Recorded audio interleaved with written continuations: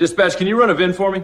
Plate is currently off the vehicle, but the VIN is 9R02S123456. Negative on that VIN, Unit 32. It doesn't come back to anything in our system. That can't be right. I just renewed the registration last month. Let me get the title. It has the correct VIN printed on it. Negative on... The sanctuary of steel and solitude. The faint, sweet scent of gasoline mingled with the sharper tang of oil and a metallic hint of freshly ground steel. A perfume more precious to Paul McMillan than any expensive cologne. It clung to the air in his garage, a vast insulated space detached from the modest, neatly kept house it served. For Paul, a man whose hands had known the rough beauty of engines for over 4 decades, this garage wasn't just a place to store tools and vehicles. It was a sanctuary, a cathedral of chrome and combustion, where time itself seemed to slow to the rhythmic click of a wrench or the gentle hiss of an air compressor. At 60, Paul carried the subtle marks of a life spent in physical labor, knuckles thickened, skin etched with fine lines of grease that no amount of scrubbing could fully erase, a slight but persistent ache in his lower back. Yet, his movements were still precise, his gaze sharp and unclouded. He wore a faded denim work shirt, its sleeves rolled to reveal forearms still surprisingly strong, and a pair of worn canvas trousers, a thin layer of dust, almost an anointing, covered his silver-streaked hair, a testament to hours spent in communion with his current passion. A 1968 Ford Mustang Fastback, resplendent in its original Highland green, currently in a state of glorious disarray. The Mustang was more than a car. It was a promise, a memory, a testament to a bygone era Paul deeply revered. He'd bought it 10 years ago, a rusted-out shell of its former glory, intending it to be a retirement project. Now, 5 years into his official retirement from McMillan's Auto Repair, the Mustang was nearing completion. The engine, a meticulously rebuilt 390 cubic inch V8, gleamed under the adjustable work lamp. Every bolt torqued to perfection, every hose clamped just so. He ran a practiced hand over the polished valve cover, feeling the smooth, cool metal, a profound sense of accomplishment swelling within him. Outside the garage's thick, insulated walls, the quiet suburban street hummed with the muted sounds of a Tuesday afternoon, a distant lawnmower, the faint laughter of children playing down the block, the occasional whoosh of a car passing by. But inside, Paul existed in his own world, a universe defined by the meticulous demands of restoration, classical rock, usually a deep cut from Led Zeppelin or Creedence Clearwater Revival, played softly from an old boombox on a workbench, providing a comfortable, unobtrusive soundtrack to his focused efforts. Today, it was the melancholic wail of a guitar solo, perfectly harmonizing with the quiet satisfaction in his soul. He was currently fine-tuning the carburetor, a delicate operation requiring patience and a steady hand. His head was bowed, brow furrowed in concentration, the small, intricate jets demanding his full attention. He remembered the first time he'd seen this car, sitting abandoned in a dusty field, its once vibrant green dulled by years of neglect. Most people would have seen junk. Paul had seen potential, a sleeping giant waiting to be reawakened. He saw the gleam of the chrome that would be, the roar of the engine that would echo, the sleek lines that would once again turn heads. It wasn't just about fixing, it was about honoring. His garage was an extension of himself. Tools hung neatly on pegboards, each outlined with a marker for its specific place, a silent testament to order and efficiency. Workbenches, scarred by years of use, were kept impeccably clean, free of unnecessary clutter. Even the concrete floor, stained by countless oil spills, was swept regularly. There was a faint, almost imperceptible smell of his pipe tobacco that sometimes lingered, a comforting aroma that spoke of contemplative pauses and quiet thought. A small refrigerator in the corner held a variety of sodas and, occasionally, a forgotten sandwich, a coffee maker. Perpetually brewing a strong, dark blend, sat next to a stack of classic car magazines. Retirement had been a strange transition for Paul. After decades of running his own successful business, the sudden lack of routine had been jarring. His wife, Martha, God rest her soul, had always encouraged his love for cars. Understanding it was more than a hobby. It was his calling, his art. After she passed 5 years ago, the garage became even more vital. It was a place where memories of her were present, but not painful. A place where he could lose himself in the familiar, comforting rhythm of work. It filled the void, not by replacing her, but by giving him a purpose that honored the life they had built together. He hummed along to the music, a low, tuneless rumble, his mind entirely absorbed in the minute adjustments of the fuel mixture. He could feel the engine responding, a subtle shift in its idle, a smoother, more even purr developing. This was the magic, the true joy of his craft, bringing something broken back to life, coaxing perfection from imperfection. He didn't build cars, he resurrected them. Each turn of the screwdriver, each tightening of a nut, was an act of faith, a reaffirmation of his belief in precision, in patience, in the enduring power of skilled hands. Paul straightened up, arching his back with a soft groan, and reached for a clean rag. He wiped a smudge of grease from the Mustang's fender, his touch almost reverent. The car was almost ready for its first test drive. He imagined the feel of the road beneath the tires, the powerful surge of the engine, the wind in his hair. A satisfied smile spread across his face. This was pure, unadulterated contentment. He looked around his sanctuary, at the orderly chaos of his tools, the gleaming engine, the sunlight streaming through a high window, illuminating motes of dust dancing in the air. This was his world, his refuge, a place where he was master of his domain. He had no idea that beyond these walls, an unseen mechanism had just begun to turn, and that the quiet peace of his afternoon was about to be irrevocably shattered. The sanctuary he cherished was on the verge of being invaded, and the familiar rhythm of his life was about to be violently interrupted by forces entirely beyond his control. Part 2. A flicker of unease in the quiet afternoon. The call came in quietly, almost mundanely, to the city's non-emergency dispatch line.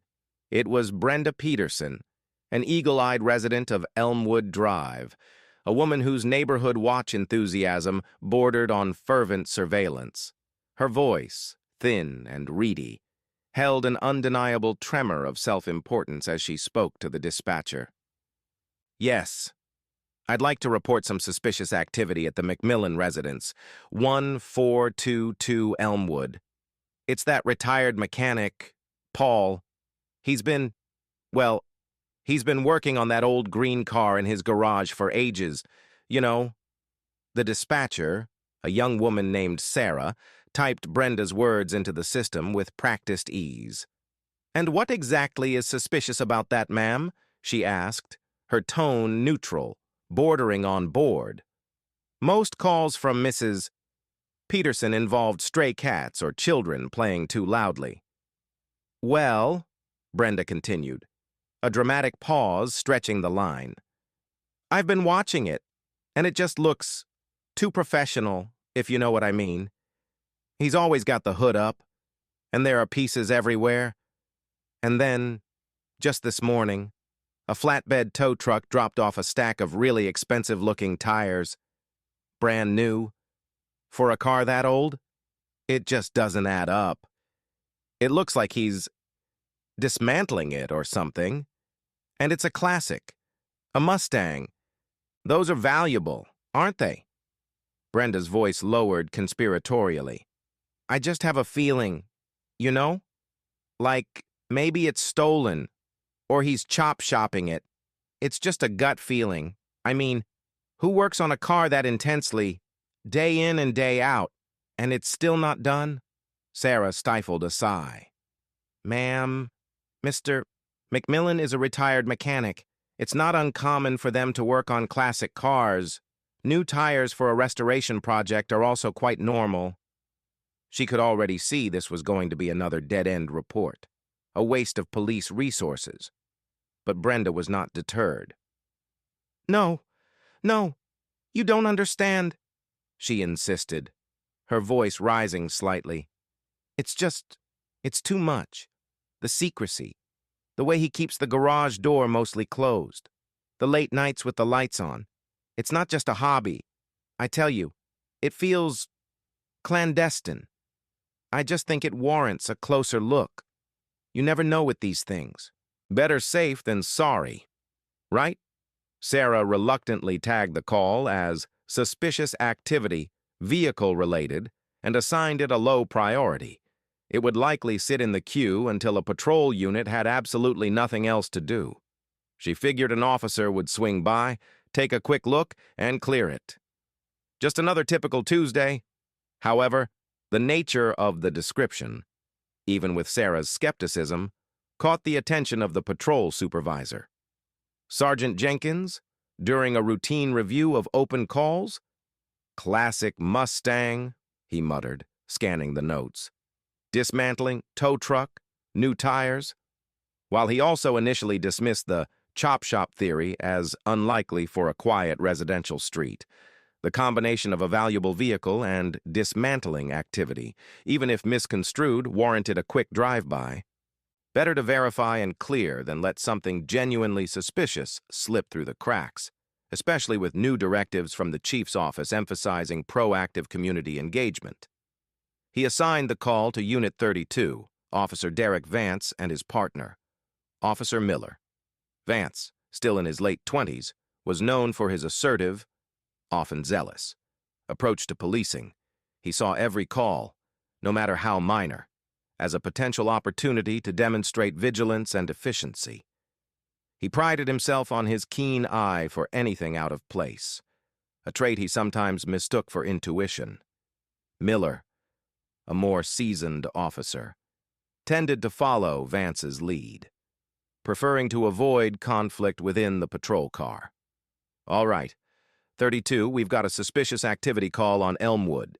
Sergeant Jenkins crackled over the radio. Retired mechanic supposedly dismantling a classic green Mustang. Neighbor thinks it's stolen or a chop shop operation.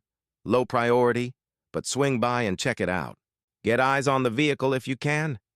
Clear the call? Vance's eyes lit up. 10-4, Sergeant, Unit 32 en route.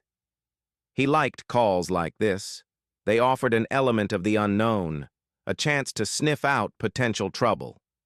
He imagined catching a ring of car thieves, exposing a clandestine operation in a quiet neighborhood. It was a long shot. He knew. But the possibility, however remote, fueled his eagerness. As they drove towards Elmwood Drive, Vance mentally rehearsed his approach. He'd make a quick assessment, run the plates if he could get them, maybe have a friendly chat with the owner, but his underlying assumption was already colored by the suspicious tag. He wouldn't be going in with an open mind, merely observing. He'd be looking for evidence to confirm the neighbor's suspicion.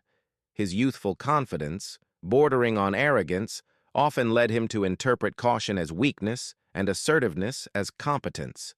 He believed in quick action and firm control, a philosophy that often left little room for nuance or careful deliberation. Think this guy's actually doing something shady? Miller asked, glancing at Vance. Vance shrugged, a slight smirk playing on his lips. Never know. Miller. People get bold in quiet neighborhoods. Old mechanics sometimes have connections. A classic Mustang, dismantling it, could be legitimate, could be hot. We just need to make sure. His hand instinctively went to his belt, brushing against his sidearm, a gesture of readiness that spoke volumes about his mindset. The tranquility of the suburban afternoon was about to be disturbed, not by a genuine threat, but by the escalating ripple effect of a single, ill-informed observation and an officer's eagerness to find something amiss. Paul McMillan, lost in the quiet joy of his meticulous restoration, remained blissfully unaware that the wheels of an entirely different kind of mechanism had begun to turn, rolling steadily towards his peaceful sanctuary. Part 3. The Uninvited Arrival and a Badge's Cold Authority. Paul was just about to reattach a fuel line, his hands steady and precise, when a sharp rap on the garage door startled him. He paused, a droplet of gasoline momentarily hovering on the line before falling onto a waiting rag. A flicker of annoyance crossed his face. He rarely had unexpected visitors during his garage hours. Most people knew this was his sanctuary, his time. He slowly straightened up, wiping his hands on the rag, and walked towards the side door that led from the garage to the driveway. As he pulled it open, two figures stood silhouetted against the bright afternoon sun. Two police officers, his brow furrowed in confusion. "Can I help you, officers?" Paul asked, his voice calm, though a hint of caution had entered it. He noticed the younger officer, trim and alert, with sharp, assessing eyes, immediately scanning the garage behind Paul. The other, older and more relaxed, stood a step back. "Mr. Paul McMillan?" the younger officer asked, his voice crisp and authoritative. He held a hand up, indicating his badge, though Paul could already clearly see it pinned to his chest. "Officer Derek Vance, City Police. This is Officer Miller. We received a call about suspicious activity at this address regarding a vehicle." Paul's confusion deepened. "Suspicious activity? What are you talking about?" He gestured vaguely at the garage. "I'm just working on my car. I'm a retired mechanic." Officer Vance, however, wasn't looking at Paul. His gaze had landed on the gleaming, partially disassembled Mustang. His eyes narrowed, taking in the open hood, the engine hoist, the array of specialized tools. To Paul, it was a scene of dedicated craftsmanship. To Vance, it immediately confirmed the neighbor's dismantling theory, instantly painting it with a darker hue. "We have a report that you're operating what might be a chop shop, Mr. McMillan," Vance stated, his tone flat, devoid of any question, presenting it almost as a declaration. "We need to verify the vehicle's VIN and registration." Paul blinked, incredulous. "A chop shop? In my own garage? Officer, this is ridiculous. This is my car. I've owned it for 10 years. It's a restoration project." He tried to suppress the rising irritation. "The VIN is on the dash, and the title and registration are in my house. But I assure you, everything is perfectly legitimate." "All right. Mr. McMillan, let's see that VIN." Vance interrupted, already taking a step past Paul, moving into the garage without invitation. His partner, Officer Miller, hesitated for a moment, catching Paul's eye with a slight, almost apologetic shrug before following Vance. Paul felt a prickle of indignation. This was an invasion of his space, his sanctuary. "Officer, you can't just walk in here without my permission or a warrant," he stated, his voice firming. "I told you, everything is in order." Vance stopped halfway to the Mustang, turning sharply. His face was devoid of empathy, replaced by an expression of cold authority. "Mr. McMillan, we are investigating a report of a potentially stolen vehicle. This constitutes exigent circumstances. We have probable cause to confirm ownership. Any interference with our investigation could lead to obstruction charges." He emphasized obstruction with a subtle, menacing pause, his hand instinctively going to his utility belt, not quite touching his weapon, but making the gesture clear. Paul bristled. He'd dealt with overzealous officers before, but usually A simple explanation and a display of paperwork would suffice. Vance, however, seemed to have already made up his mind. "There are no exigent circumstances," Paul retorted, his voice unwavering. "This is my private property. I'm happy to get the paperwork, but I'm not going to be treated like a criminal in my own home because of some busybody neighbor." Vance ignored Paul's protests, his gaze sweeping over the garage once more, lingering on a stack of new tires in the corner, the very tires Brenda Peterson had mentioned. "Sir, I'm asking you to step back and allow us to conduct our investigation. Show us the VIN, or we can make this more difficult." His tone was a clear challenge, a thinly veiled threat. Paul slowly walked towards the Mustang, a deep sigh escaping him. He knew better than to escalate a situation with an officer, no matter how wrong-headed it felt. He pointed to the VIN plate on the dashboard. "There, you can clearly see it. And if you'd like to wait here, I'll go get the title."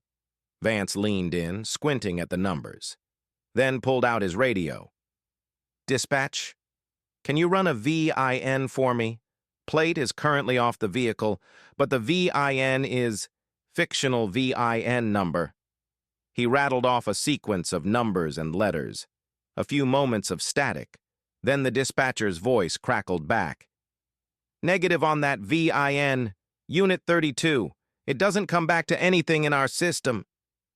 Paul's heart sank, a cold dread washing over him. "That can't be right," he exclaimed. "I just renewed the registration last month. It's a classic car. Sometimes the older VINs are a little finicky in modern databases. Let me get the title. It has the correct VIN printed on it." Vance, however, heard only negative. His eyes, now hard and triumphant, fixed on Paul. "Negative on the VIN. Mr. McMillan. That changes things considerably." He pulled out his handcuffs. "Sir, you're going to step away from the vehicle and place your hands behind your back. You're being detained for questioning regarding a possible stolen vehicle."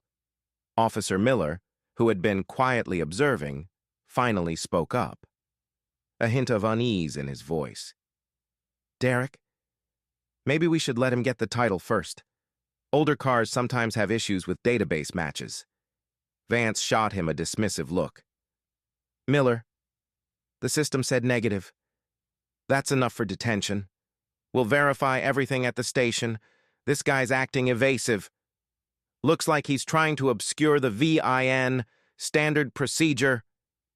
He took another step towards Paul, his hand still on his handcuffs. "Evasive?" Paul sputtered, outraged. "I'm offering you the full paperwork. This is my car, my property. You can't just arrest me for having a car that doesn't immediately pop up in your computer. You're making this worse for yourself, Mr. McMillan," Vance warned, his voice low and firm. "Hands behind your back. Now, unless you want to add resisting arrest to the charges."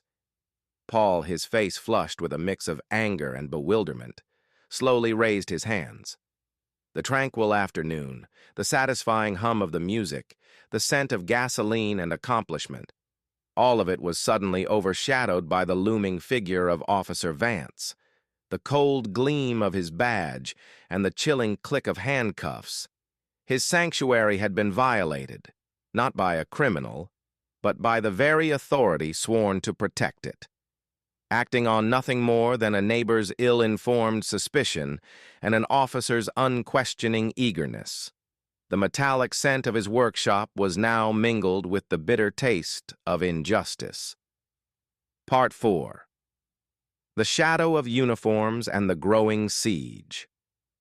The metallic click of the handcuffs around Paul's wrists echoed jarringly in the quiet garage, a stark, unwelcome punctuation mark in the serene afternoon.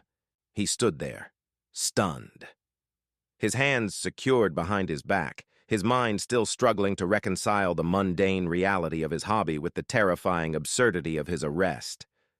Officer Vance.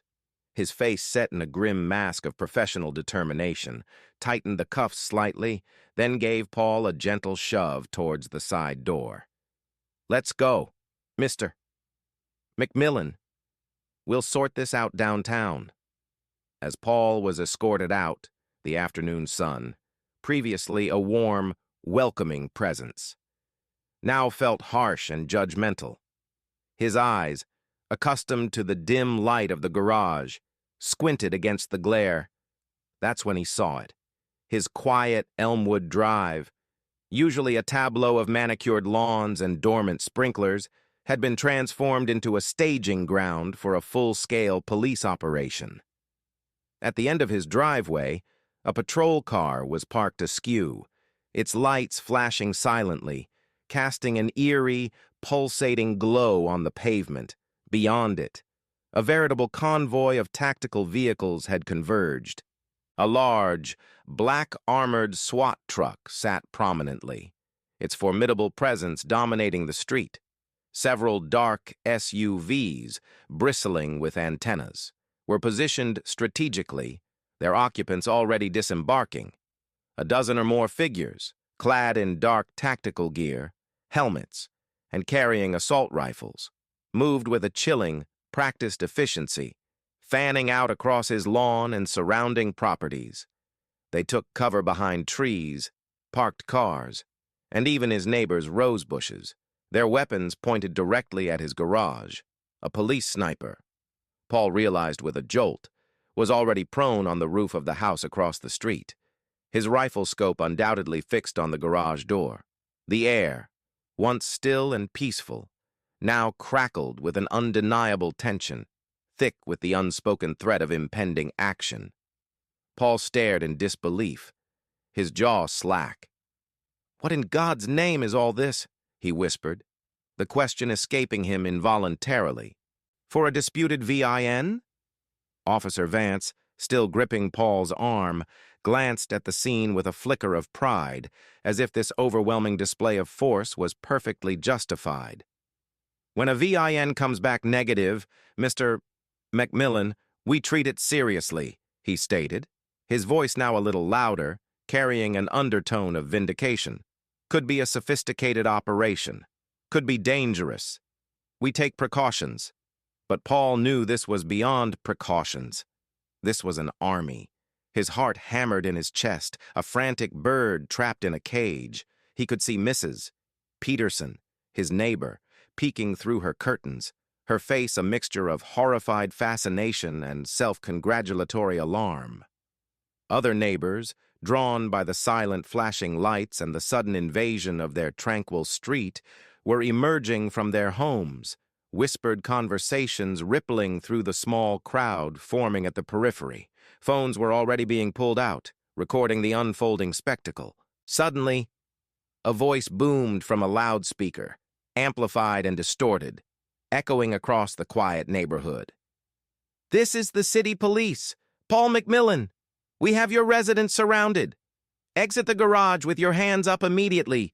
You are under investigation for possession of a stolen vehicle and other potential felonies. Any resistance will be met with appropriate force."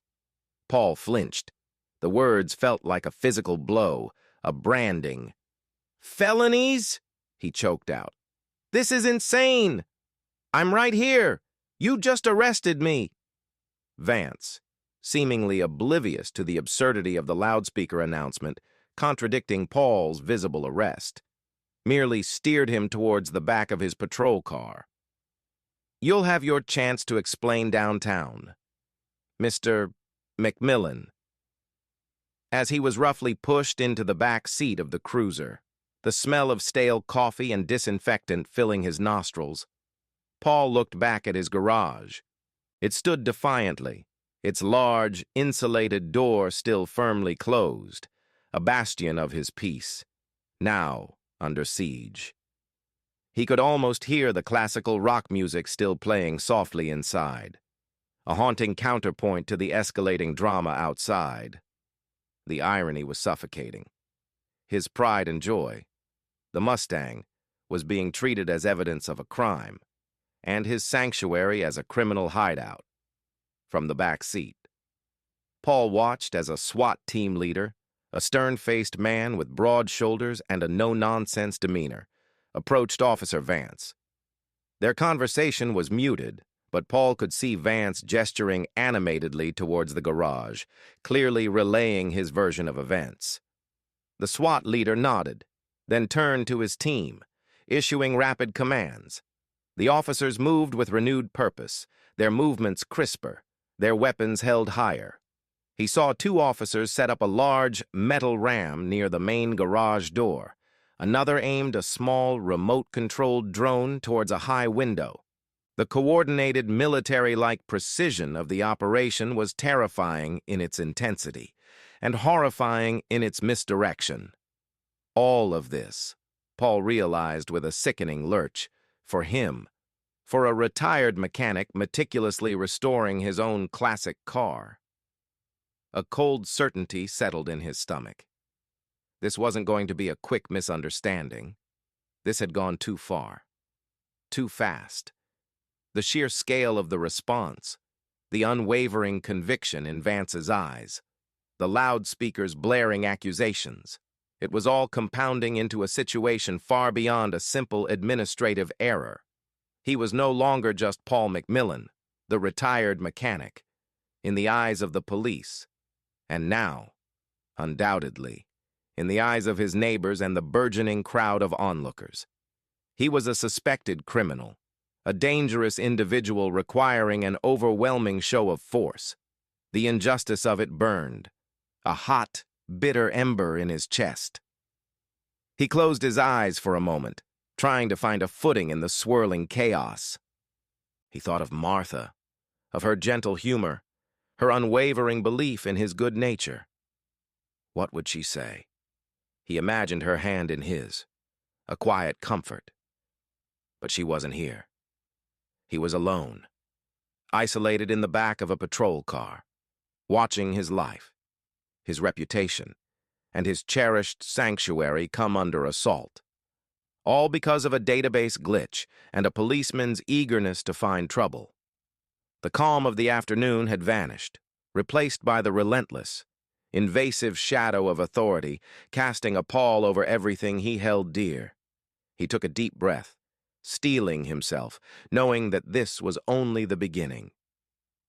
Part 5. A conversation. Lost to echoes of command.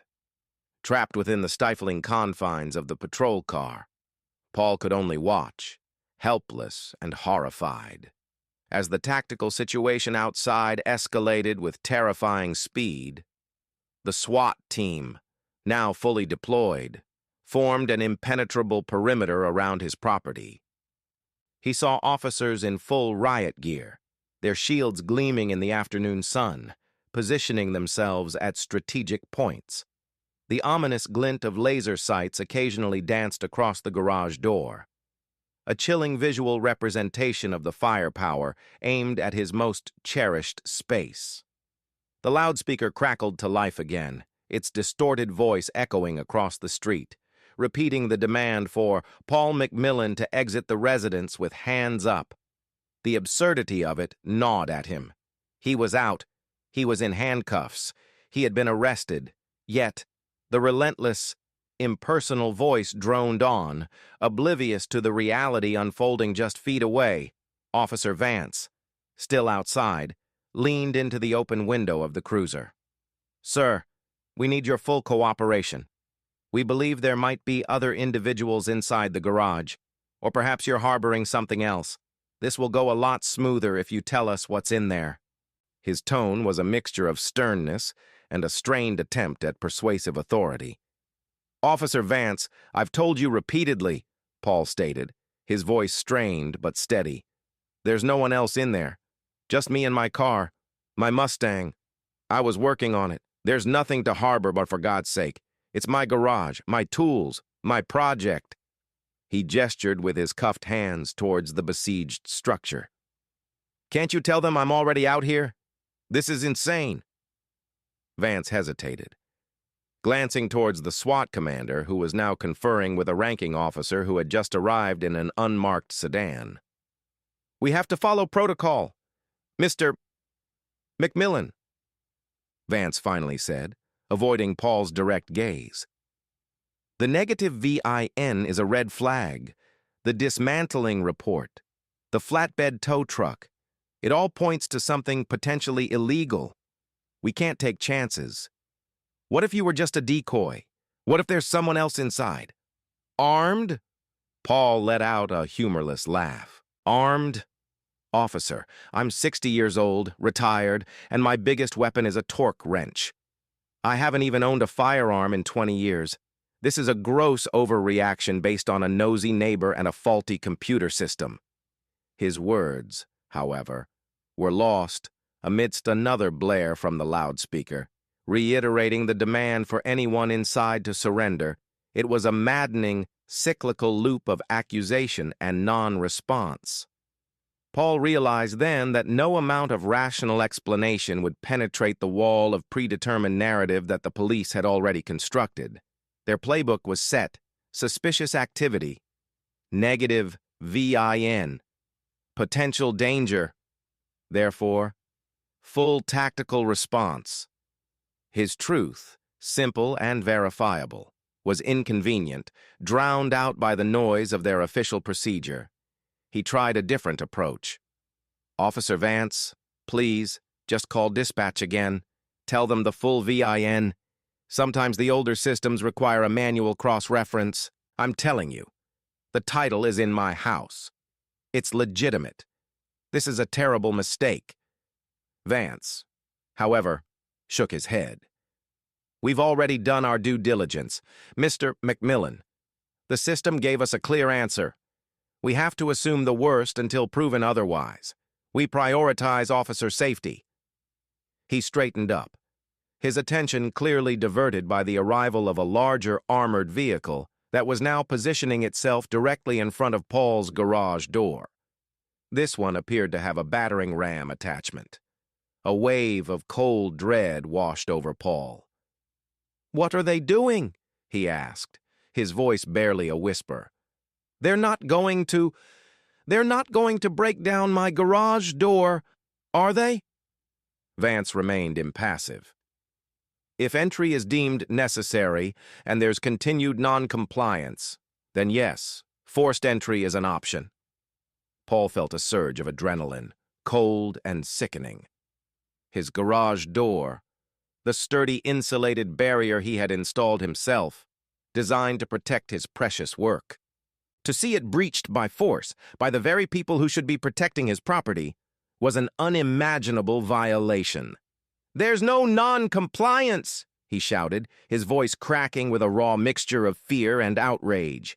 "I'm complying! I'm right here! You have me in handcuffs! Why are they still doing this?" Officer Miller, who had been standing silently by the patrol car, finally spoke up, his voice low and hesitant. "Derek, maybe we should just double-check with dispatch on that VIN before they go in there? It's a big operation for a possible stolen car." Vance turned to his partner, a flash of annoyance in his eyes. "Miller, we're past that. Sergeant Jenkins signed off on the escalation. The SWAT commander is on scene. We have a clear perimeter. We follow the plan. Doubt now only causes confusion." He clearly viewed Miller's caution as a lack of resolve, a weakness in the face of what he perceived as a high-stakes situation. The SWAT commander, now identified as Captain Walsh, approached the patrol car. His face was grim, his eyes scanning the scene with intense focus. "Officer Vance, anything new from the subject?" Vance straightened. "No, Captain. He continues to deny any wrongdoing and claims the vehicle is his. Still refuses to admit to any other individuals or contraband inside." He made Paul's denial sound like an admission of guilt. Captain Walsh merely grunted, his gaze fixed on Paul. "Mr. McMillan," he barked, his voice devoid of warmth. "We are giving you one last chance. Is anyone else in that garage? Is there anything inside we should be aware of? Any weapons, explosives?" Paul stared at him, bewildered by the gravity of the accusations. "Captain, I'm a retired mechanic," he repeated, feeling like a broken record, the words losing all meaning in the face of such overwhelming suspicion. "There's nothing but my tools, my parts, and my Mustang. No one else. No weapons. Just a workbench and a coffee maker." Captain Walsh's jaw tightened. He turned to his team. "All right, team. Forced entry. Breaching element. Move into position. Flashbangs on my command. Controlled breach. Maintain visual on the vehicle. Secure the premises." Paul's heart leaped into his throat. "No, please, you don't understand. You'll ruin my car. You'll destroy my garage." He struggled against the handcuffs, a desperate, futile effort. "It's a mistake. You're making a huge mistake." His pleas were utterly ignored. The conversation was over. Logic, reason, and Paul's desperate attempts to explain were utterly swallowed by the deafening roar of escalating commands and the impending crash of the battering ram. The final act of the siege was about to begin, and Paul, an innocent man, could only watch, a prisoner to an escalating situation born from a whisper of suspicion and fueled by an unyielding, misplaced authority. The quiet sanctuary of his garage was about to be violently torn open, its peace shattered by the very forces intended to uphold order. Part 6. The Shattering Breach and a Handcuffed Reality.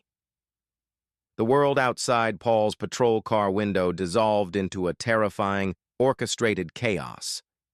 The armored vehicle rumbled forward, its formidable ram extending with a low hydraulic hiss. Tactical officers, their faces obscured by balaclavas and visors, moved in unison, their movements precise and practiced, like dark, predatory birds circling their prey. Paul pressed his face against the window, his breath fogging the glass, a frantic knot of dread twisting in his stomach. He could only watch, his hands still cuffed behind his back, utterly powerless. "No, please," he muttered, a desperate, futile plea that no one heard. "Not my garage, not my car." Then, with a sickening, deafening crash, the main garage door shuddered violently, metal shrieked against metal. Wood splintered, and the sturdy door, Paul's carefully chosen barrier against the outside world, buckled inward with an agonized groan. Dust and debris exploded outwards. Immediately, 2 thunderous booms followed. Flash bangs, he realized, designed to disorient and stun. A blinding white light flashed even through the tinted windows of the cruiser, followed by the acrid smell of gunpowder and burning magnesium, stinging his nostrils. "Move in!" Captain Walsh's voice barked, sharp and urgent, cutting through the ringing in Paul's ears. The tactical team swarmed the breach, a dozen armed figures disappearing into the dark maw of his violated garage. Paul imagined the Mustang, his beautiful, almost finished Mustang, being desecrated, shot at, damaged in the sudden violent incursion. His heart ached, a profound sense of violation, eclipsing even his fear. This wasn't just an arbitrary act of destruction. It felt deeply personal, an assault on his identity, on the very core of his peace. Minutes crawled by, each second an eternity, punctuated by muffled shouts from inside the garage. Paul strained to hear, to understand. But the sounds were indistinct, a jumble of commands and movement. Officer Miller, sitting in the driver's seat, kept glancing nervously at Paul in the rearview mirror, his earlier apprehension now replaced by a look of profound discomfort. Even Officer Vance, who had rejoined the patrol car, seemed to have lost some of his earlier bravado, his eyes wide as he watched the unfolding scene. Finally, after what felt like an age, the first figures began to emerge from the gaping hole that was once Paul's garage door. 2 tactical officers, their weapons still raised, were escorting another figure. It was Paul's neighbor, Mrs. Henderson, a sweet elderly woman who often dropped off cookies. She had been taking a shortcut through his property. Her face was pale, her eyes wide with terror, her hands trembling as they were checked, and she was quickly released with a bewildered, hushed apology from one of the officers. Then, the tactical officers began to systematically bring out Paul's tools, his parts, his equipment. Each item, handled with rough, gloved hands, felt like a precious artifact being desecrated. His workbench, usually so pristine, now lay tipped over, its contents scattered. His air compressor, a hefty, reliable workhorse, was dragged out and left haphazardly on the lawn. They even brought out his boombox, its classical rock still playing faintly, the music now sounding mournful and out of place in the chaos. And then, his Mustang. Two officers, their hands on their weapons, stood guard by its now completely exposed engine. Other officers meticulously photographed every angle, every scratch, every tool, as if they were documenting a crime scene of unimaginable depravity. The beautiful Highland green, usually vibrant and rich, now seemed dulled by the harsh, scrutinizing gaze of the flashbulbs. Paul could almost feel the silent accusations being leveled at his beloved car, his innocent passion. "They're going to tow it," Paul whispered, a lump forming in his throat. He knew it. This was the next step, the ultimate indignity. Officer Vance confirmed his fear with a brief, stiff nod. "Standard procedure for a suspected stolen vehicle. Mr. McMillan, it will be impounded as evidence." Paul closed his eyes, a profound wave of despair washing over him. His sanctuary was in ruins, his reputation shattered, his most cherished possession about to be hauled away. The meticulous work of years, the quiet joy of his retirement, all ripped apart in a single devastating afternoon. He felt the patrol car lurch forward slightly, then begin to move. Officer Miller, without a word, had started the engine and was slowly driving away from the chaos. Paul turned to look back one last time. His house, his home, now looked alien, surrounded by flashing lights and uniformed figures. His garage door hung precariously, a jagged wound in the side of his property. The Mustang, still surrounded by officers, seemed to shrink in the distance, a solitary, dignified victim of an overwhelming, misguided assault. As the street signs and familiar landmarks blurred past, Paul's mind replayed the events, each detail a sharp, painful memory.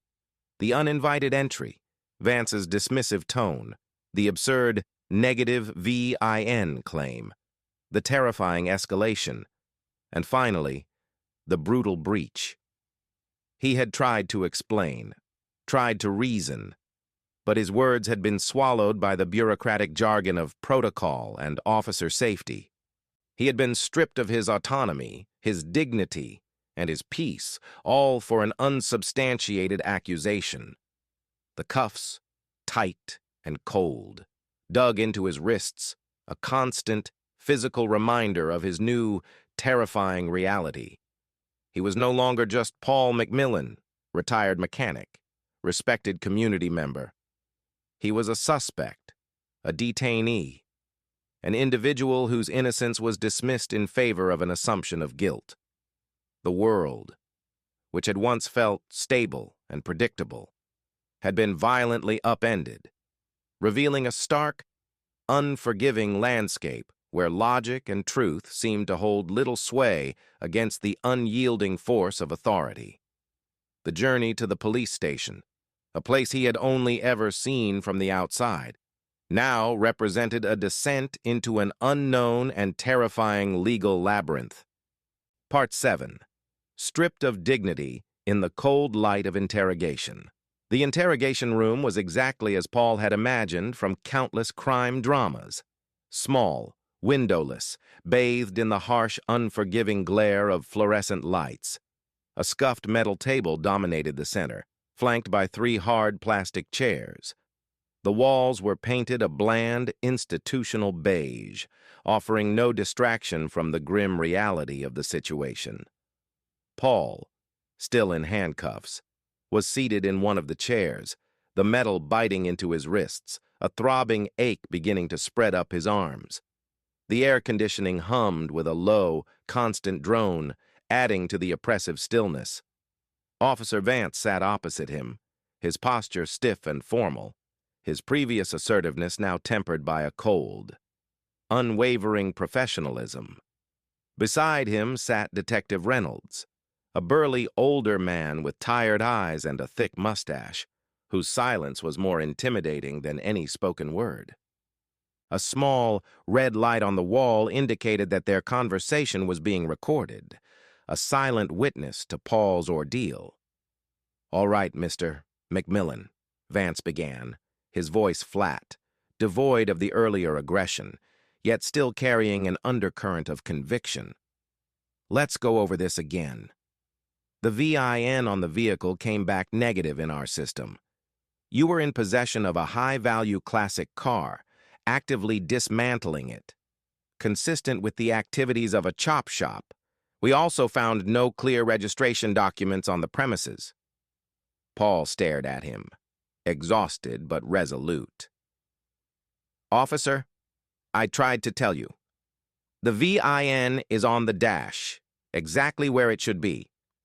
The older car databases can be difficult, and the title, the registration, my driver's license, everything is in my wallet, which you confiscated. It's also in my house, which you just ransacked. I presume I am dismantling it, but only to restore it. That's what mechanics do." Detective Reynolds finally spoke, his voice surprisingly soft, but with an underlying steel. "Mr. McMillan, we understand you were a reputable mechanic, but people change. Times get hard. A man with your skills could easily make a good living stripping down stolen vehicles. You're not just dismantling. You have an engine hoist, specialized tools, a pristine engine sitting there ready to be dropped in. Where did that engine come from? Do you have receipts for all these new parts? Mr. McMillan?" Paul felt a fresh wave of indignation. "Of course I have receipts. Everything is meticulously documented. The engine was rebuilt by me, from a block I purchased legally years ago. The parts are from reputable classic car suppliers. I have ledgers, invoices, even a photo album tracking the restoration process. My records are in my filing cabinet, also in my house." He looked from Vance to Reynolds, trying to convey the sheer absurdity of their accusations.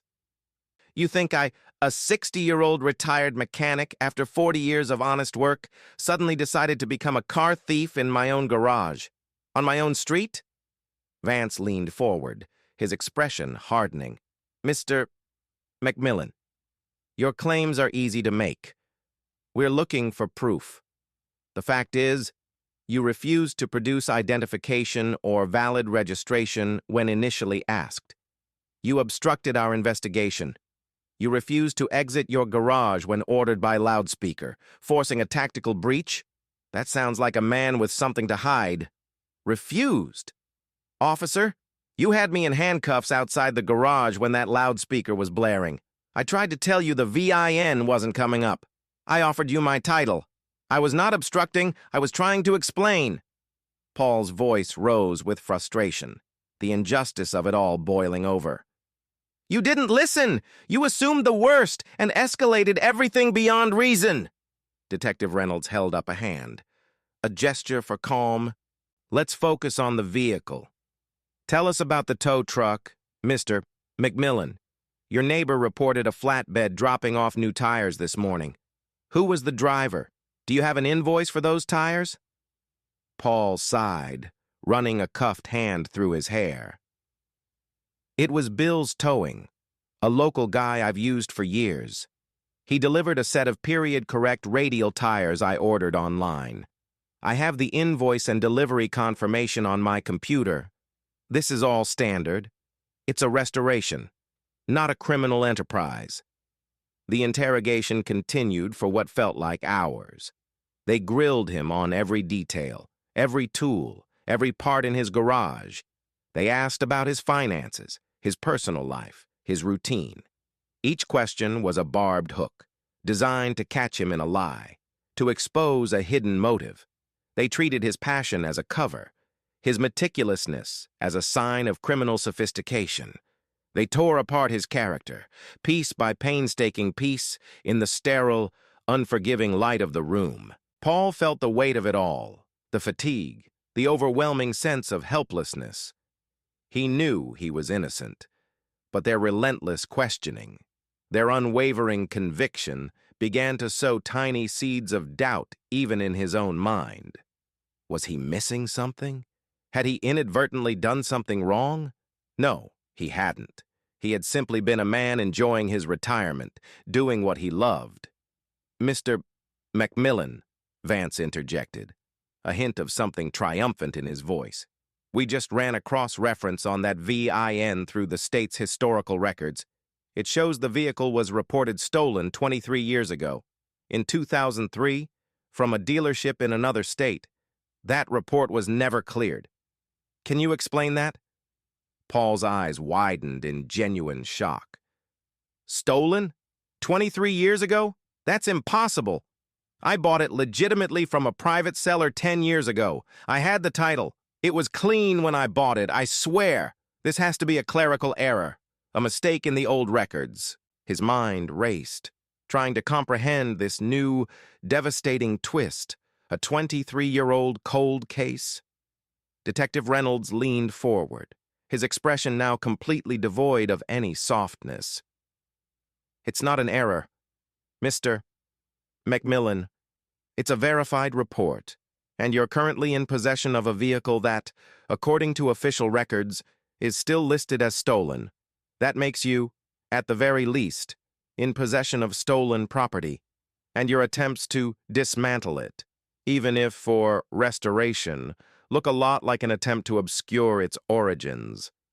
The weight of their suspicion, the seemingly insurmountable wall of official paperwork, pressed down on Paul. He looked at his cuffed hands, then back at the unyielding faces across the table.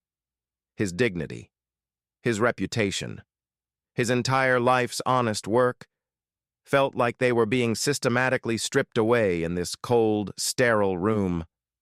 He knew, with a chilling certainty, that his simple, truthful explanations were falling on deaf ears. He was guilty until proven innocent, and the evidence against him, however circumstantial or outdated, was being presented with an air of absolute finality. The only thing he could do was hold on to his truth, a small, fragile flame in the engulfing darkness of their accusations. Part 8. The firestorm of public outrage and a city's shame. While Paul Macmillan sat in the cold interrogation room, the small city of Fairview, a place usually synonymous with quiet suburban life, was erupting into a national spectacle. The first cell phone videos, shaky and grainy, had hit social media within minutes of the SWAT team's arrival. The images were damning: an elderly man being cuffed, surrounded by heavily armed officers, as an armored vehicle breached his garage door. The initial local news reports, cautious at first, quickly turned into a feeding frenzy as the story went national. "SWAT team raids retired mechanic's home over suspicious car report," blared headlines across major news outlets. Cable news channels ran segments featuring the dramatic footage on a loop, juxtaposing it with interviews of bewildered neighbors. Mrs. Peterson, initially a self-appointed hero, found herself vilified overnight. Her voice recording from dispatch played for public consumption, revealing the flimsy basis of the entire operation. "This is an absolute disgrace," exclaimed a prominent civil liberties attorney on a national morning show. An overzealous police department, acting on a baseless tip, deploys a military-grade response against a 60-year-old man for working on his own car. This is precisely the kind of egregious overreach that erodes public trust in law enforcement. Local talk radio lines were jammed with furious callers. "I know Paul Macmillan," one man shouted, his voice choked with emotion. "He fixed my transmission last year. He's the most honest man in this town." To treat him like a drug lord? It's despicable. Another caller, a woman, tearfully recounted how Paul had quietly fixed her elderly mother's car for free when she couldn't afford the repairs. The narrative of Paul as a beloved, upstanding community figure quickly solidified, making the police actions appear even more monstrous. Mayor Thompson, a seasoned politician who prided himself on maintaining Fairview's quaint, respectable image, watched the unfolding disaster from his office with a growing sense of panic. His phone hadn't stopped ringing for hours. Calls from concerned citizens, angry civil rights groups, and even state representatives demanding answers. "Get me the chief now," he barked at his assistant, his face pale and drawn. Police Chief Miller, a man who had built his career on careful, incremental reforms, arrived at the mayor's office looking visibly shaken. "Chief, what the hell happened out there?" Thompson demanded, gesturing frantically at a large TV screen displaying a live report from Paul's now cordoned-off street. "A SWAT team for a Mustang? Is this seriously what we've become?" Chief Miller took a deep breath. "Mr. Mayor, the initial report involved a negative VIN in the system, which flagged it as a potentially stolen vehicle. Officer Vance, based on the dispatch notes, escalated his concerns. When the subject refused to immediately produce proper documentation and then resisted verbal commands. The situation was assessed as high risk, warranting a tactical response." He recited the official line, but his voice lacked conviction. "High risk?" Thompson scoffed. "He's a 60-year-old retired mechanic. There was no indication of violence, no prior record, nothing. And then the VIN, you say, came back as stolen 23 years ago? What kind of system are we running where a clerical error from 2 decades ago triggers a full-blown military assault on an innocent citizen's home?" The chief rubbed his temples.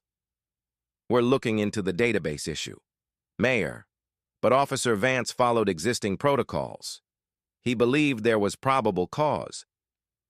"Probable cause doesn't mean sending in a goddamn army, Chief!" Thompson thundered, slamming his fist on his desk. "This isn't just a bad call. This is a public relations catastrophe, national news. We're being mocked. Fairview, the city of good neighbors and safe streets, is now the poster child for police overreach." He paced his office, a furious whirlwind of frustration. "We need to fix this immediately. Public trust is in the toilet. Our reputation is in tatters. This isn't going to blow over. We have to make a bold move, a statement, something unprecedented." Meanwhile, Paul, still in his holding cell, was completely unaware of the public maelstrom he had inadvertently ignited. He sat on the hard metal bench, replaying the interrogation, the relentless accusations, the dizzying revelation about the 23-year-old stolen report. His mind was still trying to grasp the magnitude of the injustice, the profound violation of his personal space and his professional integrity. Back at the station, the mood was tense. Officer Vance, despite his earlier certainty, now looked pale and drawn. His colleagues, initially supportive, were beginning to give him wide berth as the news channels blared the story, questioning every decision. The Internal Affairs Department was already swarming, initiating a preliminary investigation into the entire incident. The city attorney's office was fielding calls from civil rights organizations, legal aid groups, and the media, all demanding answers, accountability, and justice for Paul McMillan. The prospect of a massive federal civil rights lawsuit loomed large, threatening to bankrupt the city and further tarnish its already shattered reputation. Fairview, a city proud of its quiet respectability, was experiencing a profound and humiliating moment of shame. The incident with Paul McMillan was no longer just a police matter. It was a crisis of trust, a national embarrassment that demanded an extraordinary response. And Mayor Thompson knew, with a chilling certainty, that whatever action he took next would define his legacy and, more importantly, the future of his city's relationship with its own citizens. Part 9. Legal Counsel and the first glimmer of recourse. Paul's first night in the holding cell was a bleak, sleepless blur of disbelief and indignation. The sterile chill of the concrete, the distant hum of the station, the constant, low thrum of anxiety in his chest, it all conspired to rob him of any peace. By morning, his anger had solidified into a cold, hard resolve. He knew, with absolute certainty, that he was innocent, and he would not let this stand. Just as the sun began to filter weakly through the grimy, high-set window of his cell, a guard appeared. "Macmillan, you have a visitor. Your attorney." Paul pushed himself up from the hard bench, a flicker of hope igniting within him. He was led down a short corridor to a small, private interview room, similar in starkness to the interrogation room, but with a palpable sense of purpose. Waiting for him was Robert Sterling, a man in his late 40s, impeccably dressed in a charcoal suit, with a sharp, intelligent gaze and an air of quiet confidence. Sterling was known as one of the best civil rights attorneys in the state, often taking on cases of police misconduct. Paul had heard his name mentioned in passing, though he never imagined needing his services. "Mr. Macmillan," Sterling said, extending a hand across the table. His grip was firm and reassuring. "Robert Sterling, your daughter, Sarah, contacted me this morning. She's beside herself, and she gave me a quick overview, but I need the full account. Don't leave anything out." Paul, though still shaken, felt a profound sense of relief. Sarah, his only child, living 2 states away, must have seen the news. He began to recount the events of the previous day, starting with the quiet afternoon in his garage, the unexpected knock, Officer Vance's immediate suspicion, the negative VIN, the escalation, the handcuffs, the surreal sight of the SWAT team, and finally, the violent breach of his garage door. He spoke of the interrogation, the accusations, and the utterly baffling revelation about the 23-year-old stolen report. Sterling listened intently, taking meticulous notes on a legal pad, his pen scratching rhythmically. He interrupted only to ask clarifying questions, his face a mask of controlled fury as Paul described the tactical assault on his home. "So, no warrant was presented at any point?" Sterling asked, his eyes narrowing. "No," Paul confirmed. "Just Officer Vance claiming exigent circumstances and threatening me with obstruction. And you were already in custody, handcuffed, when the loudspeaker was broadcasting demands for you to exit the garage?" "Yes. It was completely absurd. I kept trying to tell them I was right there." Sterling nodded slowly, his jaw tight. "And your beloved Mustang? The VIN they claimed was negative in the system?" "I gave them the full VIN off the dash. They said it didn't come up. Then, in interrogation, they said a historical check showed it was reported stolen 23 years ago." Paul shook his head. "It's impossible. Mr. Sterling, I had a clean title when I bought it 10 years ago. It passed all the state inspections." Sterling closed his notepad, his expression grim. "Mr. Macmillan, this is a textbook case of egregious police misconduct and constitutional violations, unlawful entry, false arrest, excessive force, property damage, and likely a violation of your Fourth Amendment rights against unreasonable searches and seizures. The negative VIN justification, especially when you offered to produce the title, is incredibly weak. And a 23-year-old stolen report that was never cleared? That's a failure of their own system, not probable cause for a SWAT raid." He leaned forward, his voice low and firm. "We're going to fight this. Mr. Macmillan. Hard. The city has made a colossal mistake, and they're going to pay for it, not just financially, but in terms of accountability. This isn't just about clearing your name. It's about making sure this doesn't happen to another innocent citizen. The public outrage is immense, and that gives us significant leverage." "What about my car?" Paul asked, the question laced with a profound anxiety. "And my garage?" "We'll get your car back, Mr. McMillan," Sterling assured him. "And we'll make them pay for every single repair to your garage and compensate you for the emotional distress and damage to your reputation. The key here is evidence. Luckily, in today's world, everyone's a videographer." He gave a small, humorless smile. "Your neighbor's cell phone footage, city cameras, police body cameras. We'll demand it all. The truth, in this case, will be undeniable." Sterling stood up. "I'll be filing a motion for your immediate release on your own recognizance. Given the flimsy nature of the charges and the public outcry, I don't anticipate any issues. We'll also file a formal complaint with Internal Affairs and begin preparing a federal civil rights lawsuit. The charges against you for possession of a stolen vehicle are baseless and will be challenged immediately. Don't speak to anyone else at the station without me present. Do you understand?" Paul nodded, a fresh wave of determination washing over him. The cold despair began to recede, replaced by a sense of purpose.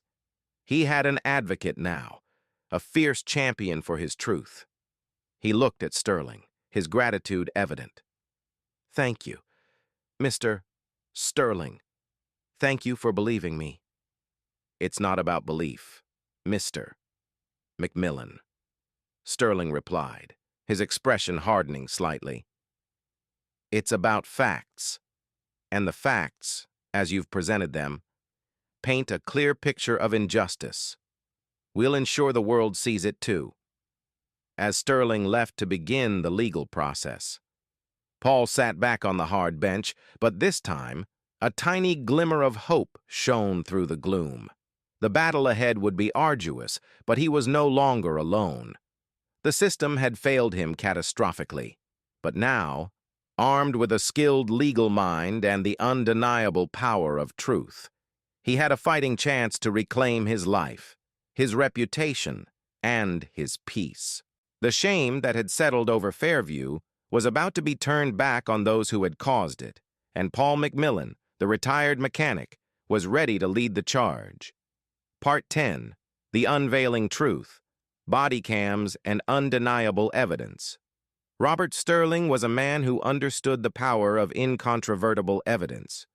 Within days of Paul McMillan's release, which, as Sterling predicted, was granted swiftly due to the overwhelming public and media pressure, his office became a hub of intense legal activity.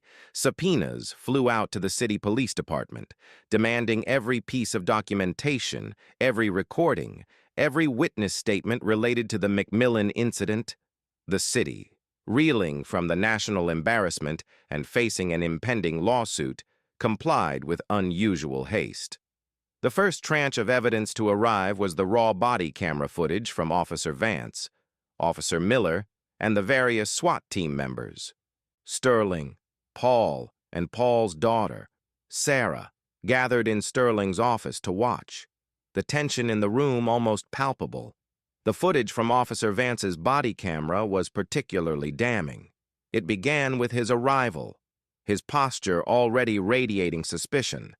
It captured Paul, calm and articulate, explaining his work, offering his title. It clearly showed Vance's dismissive refusal to acknowledge Paul's explanations, his immediate assumption of guilt, and his uninvited entry into the garage. The critical moments were stark.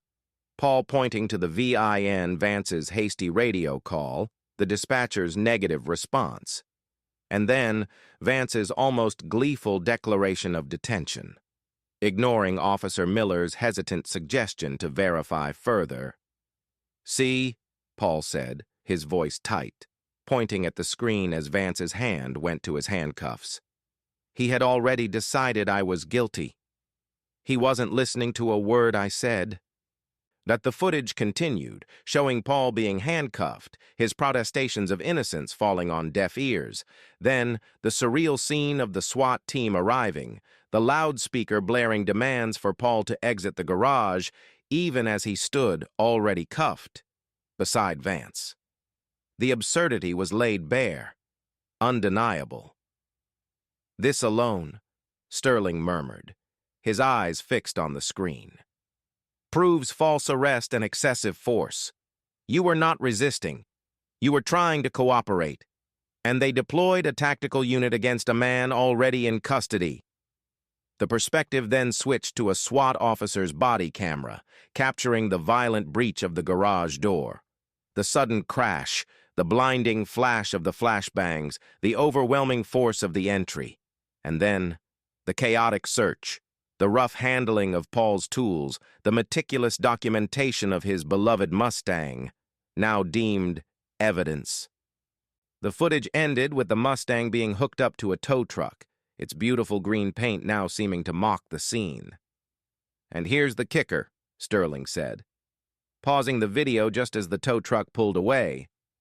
"Forensic analysis of the VIN on your Mustang, Mr. McMillan, unequivocally confirms it matches the VIN on the title you presented at your home. The stolen report from 23 years ago, a data entry error in a legacy database that was never corrected. Your car was never actually stolen. It was a clerical mistake that remained dormant for decades, only to be triggered by an officer who preferred assumption over due diligence." Paul closed his eyes, a profound wave of mixed emotions washing over him. Relief, yes, but also a deep, burning anger. A single, forgotten typo from 23 years ago, combined with an officer's overzealousness, had almost destroyed his life. "All of this," he said, opening his eyes and looking at the screen, "for a clerical error. And they refused to believe me." Sarah, who had been quietly wiping tears from her eyes, finally spoke. "Dad, they just wanted to believe the worst. They wanted a narrative that justified their actions." Sterling nodded. "Precisely. And these body camera videos, along with the corrected VIN report, dismantle that narrative completely. We also have the dispatch recordings. Officer Miller's hesitation is clear, questioning Vance's initial assessment." The stack of evidence grew. Expert witnesses, quickly retained by Sterling, provided affidavits confirming the standard practices of classic car restoration, effectively countering the chop shop theory. They also detailed the proper protocols for VIN verification, highlighting where Officer Vance had deviated. The tow truck driver, Bill, provided a sworn statement and an invoice for the tire delivery, corroborating Paul's story. The city, already facing public humiliation, now saw the undeniable legal hammer coming down. The district attorney's office, reviewing the mounting evidence, quickly moved to drop all charges against Paul McMillan. The possession of stolen property accusation vanished like smoke, and the obstruction charge collapsed under the weight of the body camera footage showing Paul's attempts to cooperate. News of the dropped charges spread almost as fast as the initial raid, but with a different tenor, one of vindication and renewed outrage. Charges dropped against retired mechanic falsely accused of running chop shop. Read the updated headlines. The public, already incensed, now had definitive proof of the police department's profound misjudgment. Paul, though legally cleared, still felt the lingering sting of the injustice. His garage remained a gaping wound, his Mustang still impounded, his peace shattered, but now, armed with the undeniable truth revealed by the cold, objective lens of the body cameras, he and Sterling were ready to turn the tide. The city had made its move. Now it was Paul's turn, backed by irrefutable evidence, to demand accountability and justice that went far beyond mere apologies. The shame was no longer just a public relations problem. It was a legal and moral reckoning. Part 11. The Reckoning. Officer Vance's isolation and recklessness exposed. The aftermath of Paul McMillan's exoneration was swift and brutal for Officer Derek Vance. The internal affairs investigation, once a formality, became a relentless dissection of his every action. With the body camera footage serving as an unblinking witness, His superiors could no longer ignore the glaring procedural violations and the clear abuse of authority. The investigation panel, comprised of stern-faced veteran officers and an internal affairs captain, subjected Vance to hours of intense questioning. He sat rigidly, attempting to justify his decisions, falling back on the familiar rhetoric of officer safety and following protocol. But the footage, played back on a large screen in the interrogation room, betrayed him at every turn. "Officer Vance?" Captain Davis of Internal Affairs asked, his voice low and dangerous. "At 1432, Mr. McMillan offers to retrieve the vehicle's title from his house. Why did you refuse this offer?" Which would have immediately clarified the VIN issue, and instead escalate to detention. Vance shifted uncomfortably.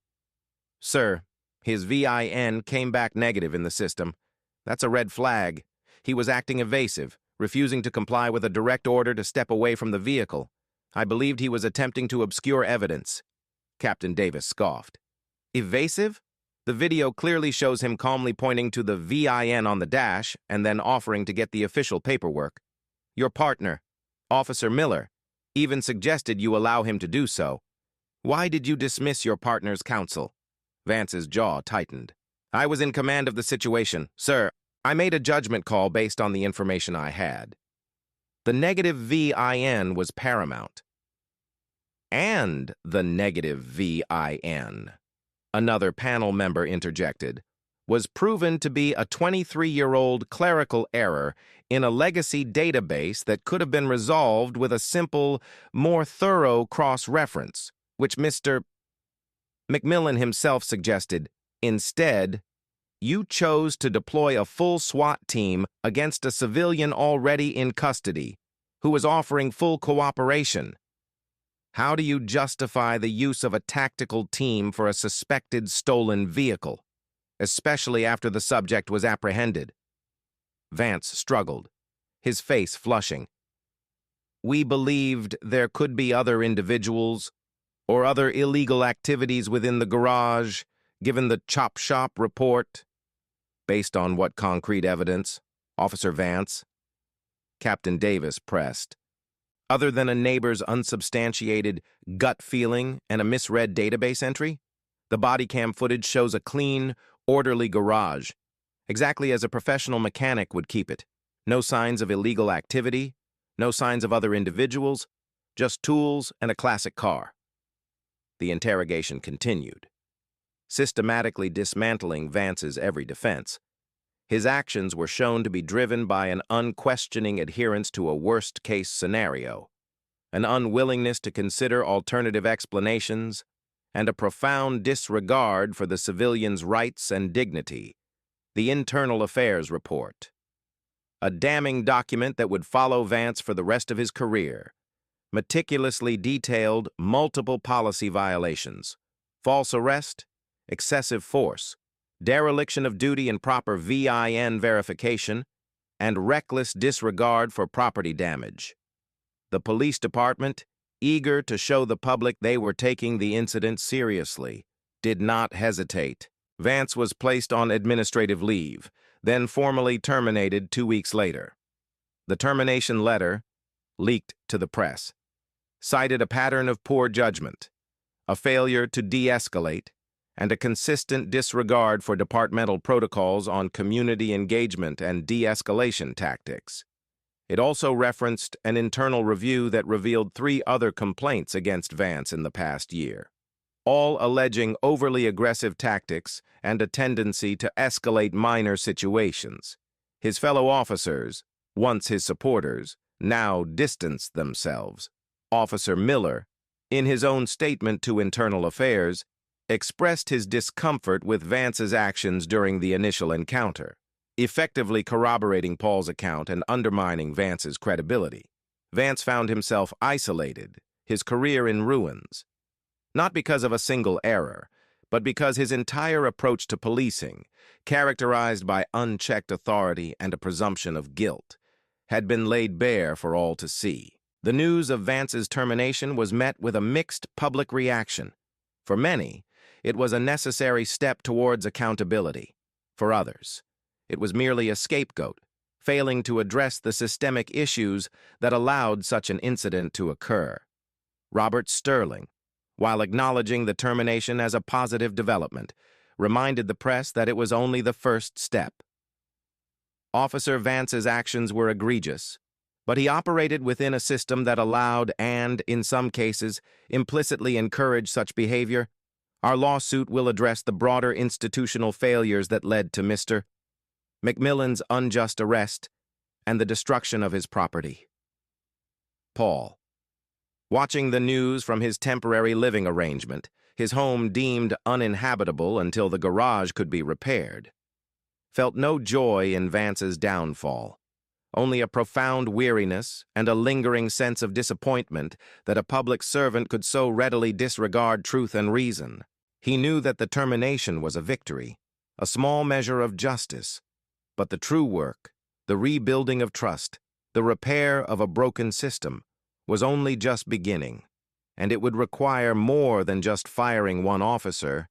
It would require a fundamental shift in culture, a complete re-evaluation of how the city's police force interacted with the very community it was sworn to protect. The fallout from the McMillan incident was far from over. Part 12. A City Humbled. The Unprecedented Plea for Redemption. The termination of Officer Derek Vance, while a public statement of accountability, did little to quell the raging storm of public outrage that continued to engulf Fairview. The national media hadn't let up, dissecting every aspect of the McMillan incident, turning the small city into a cautionary tale of police overreach. Mayor Thompson's office was deluged with calls, letters, and emails, demanding not just justice for Paul, but fundamental changes to the police department. Community meetings became fiery arenas of protest. Trust in the police force had plummeted to an all-time low, and the specter of a massive civil rights lawsuit loomed, threatening to financially cripple the city. Mayor Thompson, a man known for his political acumen, recognized that the usual PR tactics and superficial reforms wouldn't suffice. This required something drastic, something unprecedented, to truly regain the confidence of his constituents and the nation. He convened a closed-door meeting with his closest advisors, the city attorney, and a few trusted community leaders. "We're bleeding, folks," Thompson stated, his voice grim. "Public confidence is zero. Our police department is viewed as an occupying force. We're facing a lawsuit that could cost us millions. We need to do more than just fire an officer or promise new training. We need a symbolic gesture, a profound, undeniable commitment to change." The room was silent. Various suggestions were floated: a new citizen review board, a public apology tour, financial reparations, but none felt transformative enough.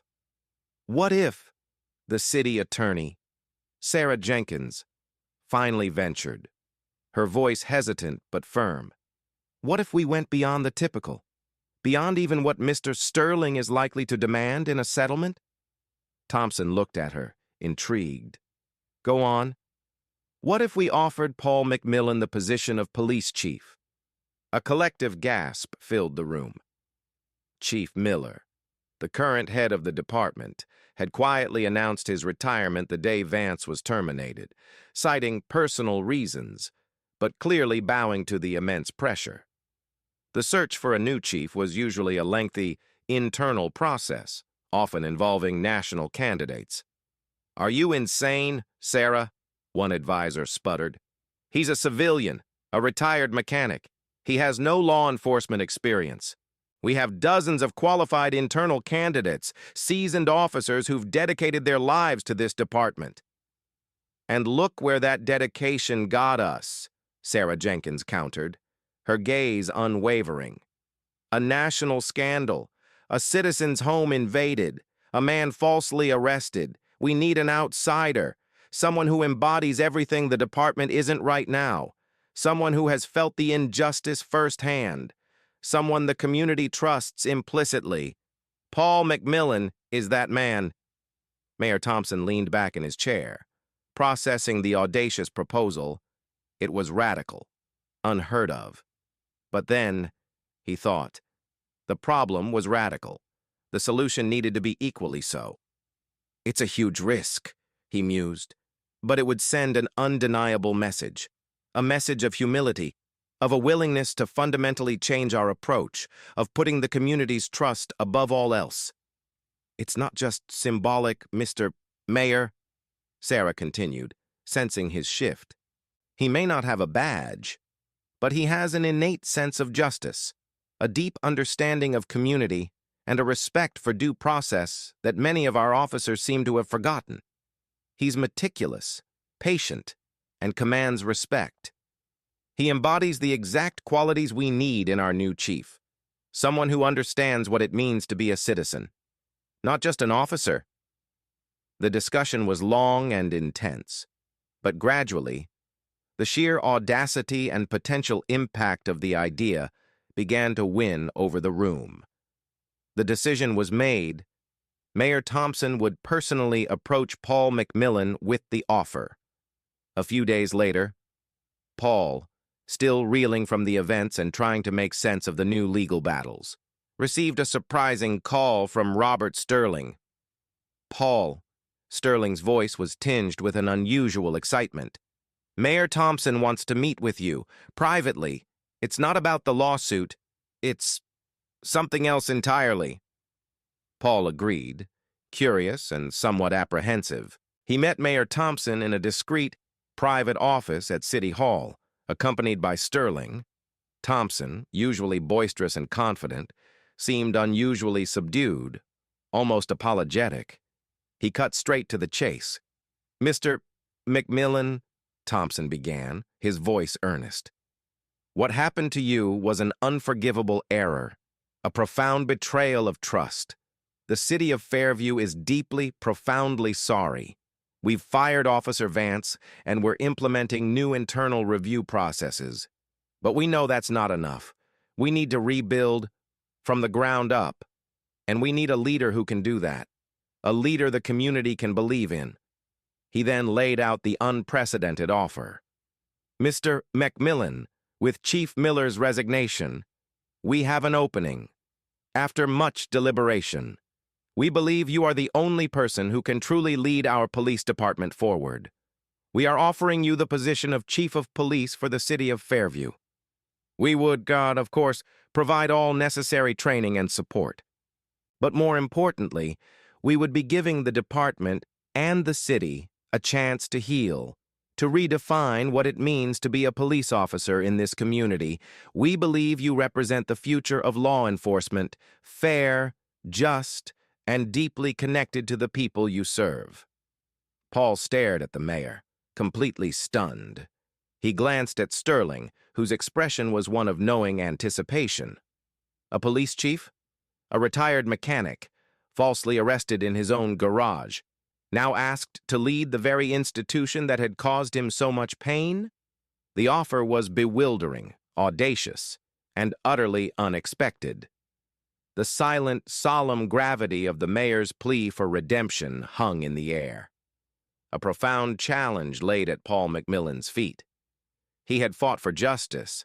Now, he was being asked to embody it. Part 13. The Weight of the Badge. Paul's reflective acceptance. The silence in Mayor Thompson's office stretched, thick with the weight of the astonishing proposition. Paul McMillan sat motionless, processing the words that had just been spoken. Chief of Police. His mind, usually so practical and grounded in the mechanics of the tangible, grappled with the abstract enormity of the offer. He, a man who had spent his life fixing engines, was now being asked to fix an entire, broken institution. Robert Sterling, ever perceptive, sensed Paul's bewilderment. "Mr. Mayor," he interjected gently, "this is, understandably, a great deal for Mr. McMillan to absorb. Perhaps we could give him some time to consider it." Mayor Thompson nodded, his expression understanding. "Of course, Mr. Sterling, Mr. McMillan, please take all the time you need. This is not a decision to be made lightly, but know that our offer is sincere and our need is urgent. We believe you are the right man for this impossible job. Back in Sterling's office, Paul paced, a restless energy now coursing through him. A police chief. Robert? Me? I don't know the first thing about running a police department. I'm a mechanic. My experience is with camshafts, not command structures. Sterling poured them both coffee. Paul, they're not asking you to be a career cop. They're asking you to be a leader, a symbol, someone who brings a fundamentally different perspective to a force that desperately needs it. You've seen the system from the other side, from the perspective of the innocent citizen. That experience is invaluable. Paul stopped pacing, looking out the window at the bustling city street. But the training? The politics? The bureaucracy? I'm not a politician. Robert, I tell it like it is. I fix things. And this is a mess of a different kind. He thought of his garage, the satisfying click of a wrench, the predictable logic of a well-oiled machine. The police department felt like a tangled knot of wires and rusted parts, with no clear schematic. Precisely, Sterling replied, a slight smile playing on his lips. You do fix things. You understand how parts are supposed to work together, and what happens when they don't. You understand trust, diligence, and accountability, and you're not afraid to get your hands dirty. Those are skills that transcend any specific profession. And as for the training, the department is prepared to invest heavily. You'd have an executive staff to handle the day-to-day operations, while you focus on vision, community relations, and cultural change. Paul spent the next few days in deep contemplation. He spoke with Sarah, who, despite her initial shock, expressed immense pride and encouragement. "Dad," she said, her voice firm, "you were always the one who taught me to stand up for what's right. If anyone can fix this, it's you. You'd be making a real difference, not just for yourself, but for the entire city." He visited his damaged garage, the shattered door a stark reminder of the injustice. He looked at his impounded Mustang, now back in his driveway, painstakingly cleaned and returned by the city, but still bearing the subtle, invisible scars of its ordeal. He touched the smooth, cool metal, the powerful engine. It was his passion, his comfort. Could he leave it behind, even partially, for this monumental task? He thought about the community, the outpouring of support he had received, the hundreds of messages, the neighbors who brought food, the quiet acts of solidarity. He had been a victim, but he had also become a reluctant symbol. If he refused, who would step up? Would the city truly heal, or would this just be another Band-Aid on a gaping wound? The weight of the badge, a figurative one for now, settled onto his shoulders. It wasn't about power or prestige. It was about responsibility. It was about restoring faith. It was about ensuring that no other innocent citizen in Fairview would ever endure what he had. His personal injustice had become a public call to action, and he, Paul McMillan, felt an undeniable pull to answer it. He finally called Mayor Thompson. "Mr. Mayor," Paul said, his voice clear and steady, "I've thought long and hard about your offer, and I accept. I'll be the next chief of police for Fairview." Thompson's relief was palpable. That's wonderful news. Mr. McMillan, you won't regret this. We'll make this work." The announcement, delivered by Mayor Thompson at a packed press conference with Paul standing stoically by his side, sent shockwaves through the city and echoed across national news channels. "City names: retired mechanic, victim of police misconduct, as new chief of police," read headlines. A stunning admission of past failings and a bold promise for the future. The police department's internal candidates: Those seasoned officers who had hoped for the top job were predictably furious. Whispers of outrage and disrespect rippled through the ranks. How could a civilian, with no law enforcement experience, be placed in command? It was an insult, a humiliation, but for the citizens of Fairview, the reaction was overwhelmingly positive. The outrage that had burned so fiercely began to slowly morph into a tentative hope. Paul McMillan, the man they had seen wronged, the man who embodied their sense of community, was now tasked with reforming the very institution that had wronged him. It was a risky, unprecedented gamble. But it was a gamble born of necessity, a desperate attempt to restore trust where none remained. Paul knew the road ahead would be arduous, filled with skepticism and resistance from within the department. He knew he would be under intense scrutiny, every decision questioned, every mistake magnified. But as he looked at the eager faces of reporters and imagined the faces of the citizens who had suffered alongside him, he felt a calm resolve. He was no longer just Paul McMillan, the retired mechanic seeking justice. He was now Chief McMillan, tasked with rebuilding, reforming, and reminding an entire department of its true purpose, to serve and protect, with respect and integrity. The weight of the badge was heavy, but so was the promise it represented. He was ready to bear it. Part 14, From Garage to Command, the first steps of a new era.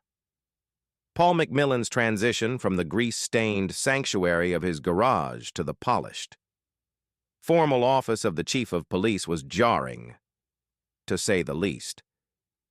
The scent of coffee and old paper now replaced the familiar aromas of oil and gasoline. His hands, accustomed to the smooth precision of tools, now clasped a pen and shuffled through endless stacks of reports. The silence of his workshop was replaced by the constant hum of administrative activity, phones ringing, voices murmuring, the low thrum of the city outside. His first day was a whirlwind of introductions, briefings, and polite, yet clearly skeptical, handshakes. The executive staff, Deputy Chief Thompson, no relation to the mayor, a grizzled veteran with a perpetually weary expression, Captain Eva Morales, sharp and analytical, head of investigations, and Lieutenant Ben Carter, in charge of patrol operations, greeted him with a mixture of professional deference and thinly veiled apprehension. They were loyal to the department, but wary of this unprecedented appointment. Chief McMillan, Deputy Chief Thompson began, his voice flat during their initial meeting. We understand the mayor's reasoning for your appointment. However, this department has established protocols, a chain of command, and a deep-seated culture. We ask for your patience and understanding as you acclimate to the complexities of law enforcement. It was a polite warning, a clear delineation of internal boundaries. Paul met their gazes with an unwavering resolve. He knew he was walking into a hornet's nest of resentment and doubt. Deputy Chief, Paul replied, his voice calm but firm. I respect the history and dedication of this department, but I also represent a clear mandate for change. My presence here is a direct result of a profound breach of public trust. My goal is not to dismantle. It is to rebuild. And to do that, we must acknowledge where we went wrong and fundamentally shift our approach. His first directives were not about tactics or arrests, but about philosophy. He ordered mandatory, department-wide retraining on de-escalation techniques, community engagement, and constitutional rights. He emphasized the importance of empathy and respect in every citizen interaction, particularly for minor offenses. He pushed for transparency, demanding that all body camera footage be reviewed by an independent civilian board for any complaint involving excessive force or procedural violations. The reaction from the rank and file was predictable. Grumbling was widespread. A mechanic telling us how to do our jobs? Scoffed one patrol officer in the break room, a sentiment echoed by many. He thinks he can just waltz in here and change 40 years of policing? Others were more direct, openly questioning his authority and experience. Lieutenant Carter, a young and ambitious officer, was initially one of the most vocal internal critics, believing Paul's appointment undermined the professionalism of the force. Paul, however, remained unfazed. He spent his mornings walking the halls, stopping to talk to dispatchers, patrol officers, and detectives. He listened more than he spoke, asking questions, trying to understand the nuances of their daily challenges. He made it a point to visit the patrol briefing rooms, not to lecture, but to observe and subtly reinforce his new vision. Your badge. He told a room full of patrol officers during one such visit, his voice cutting through the quiet tension, is not a license to intimidate. It's a symbol of public trust. When you wear it, you represent everyone in this city. Every interaction you have, no matter how small, either builds that trust or erodes it. My expectation is that you will treat every citizen with the same respect and dignity you would expect for yourselves or your own family. Without that, all the training and all the equipment in the world won't make us effective. He also focused on rebuilding his relationship with the city council and community leaders. He held regular open-door forums, listening to concerns, acknowledging past mistakes, and outlining his plans. Slowly, tentatively. A few voices of support began to emerge from the community, sensing a genuine effort at reform. One of his most significant moves was the establishment of a community liaison unit, staffed by officers specifically trained in non-confrontational communication and tasked with building relationships with neighborhood groups, schools, and local businesses. He also initiated a review of all outstanding, suspicious activity reports, specifically targeting those based on vague neighbor complaints, to prevent another Macmillan incident. Paul knew that true change wouldn't happen overnight. It was a slow, arduous process, like rebuilding a complex engine, requiring patience, precision, and a willingness to get down to the smallest, most difficult parts. He had to dismantle old habits, replace faulty components of thinking, and recalibrate the entire system. He faced skepticism, resistance, and outright hostility from within the department. But he also felt a growing sense of purpose. He had been wronged, and now he had the opportunity to ensure that wrong was never repeated. From the quiet solitude of his garage, he had stepped into the cacophony of command, armed with his integrity, his unique perspective, and an unwavering commitment to the citizens of Fairview. The new era had begun, fraught with challenges, but also pregnant with the promise of genuine, lasting reform. Part 15. Forging Trust Amidst Crisis. The Chief's Defining Moment. Chief Paul Macmillan had spent months laying the groundwork, instituting new protocols, and slowly, painstakingly, chipping away at the skepticism within his department. He knew, however, that true leadership wasn't forged in policy documents or town hall meetings. It was defined in moments of crisis. That moment arrived one sweltering summer afternoon, barely 6 months into his tenure. A severe thunderstorm, sudden and violent, swept through Fairview. High winds toppled ancient oak trees, snapping power lines and plunging entire neighborhoods into darkness. Heavy rains caused flash flooding, quickly turning streets into raging rivers. Reports flooded into dispatch, downed power lines, stranded motorists, collapsed roofs, and, most critically, a gas line rupture in a densely populated residential area, requiring immediate evacuation. Paul, in the thick of a budget meeting, immediately shifted into crisis mode. He raced to the Emergency Operations Center, a hive of frantic activity. Deputy Chief Thompson and Captain Morales were already there, coordinating responses.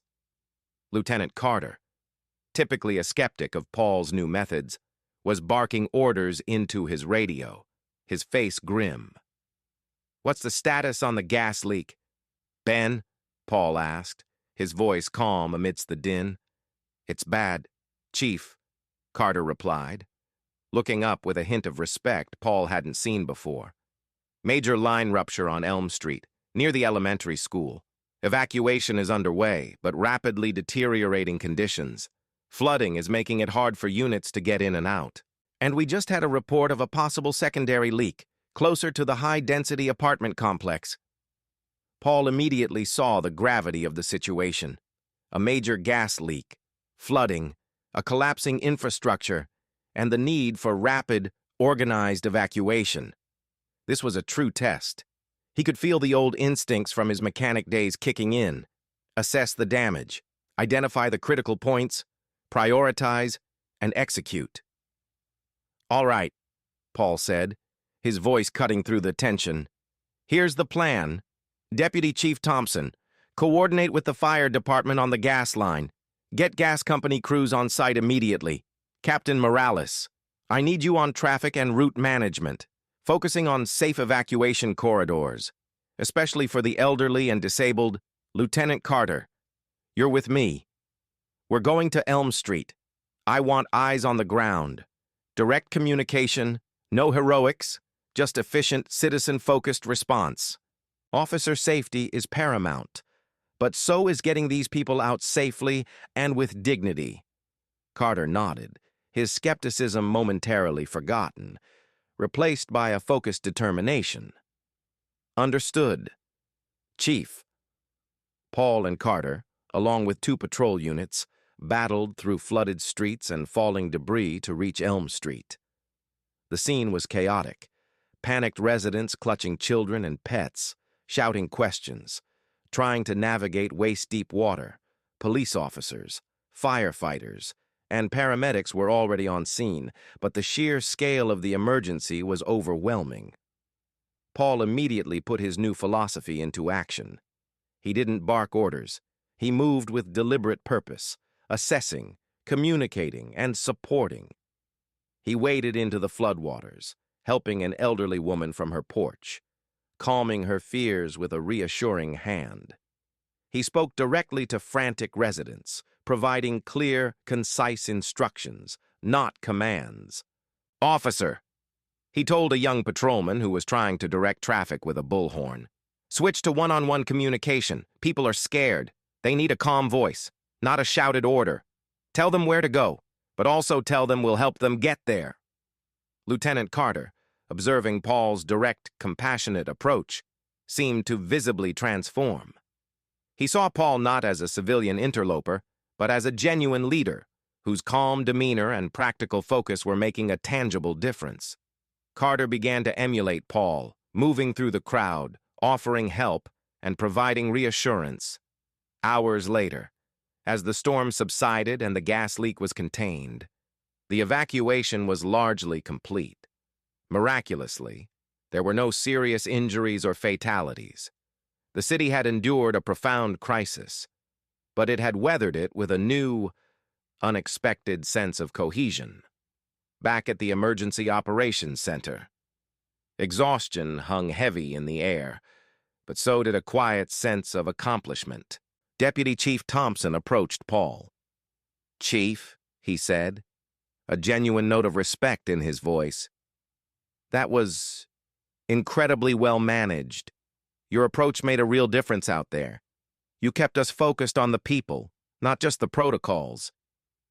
Lieutenant Carter, equally exhausted, came over, his uniform soaked and muddy. "Chief," he began, a slight, almost shy smile on his face, "I'll admit, I had my doubts when you started, but today you led us. You showed us what it means to truly serve. I was wrong about you, sir, and I'm ready to learn."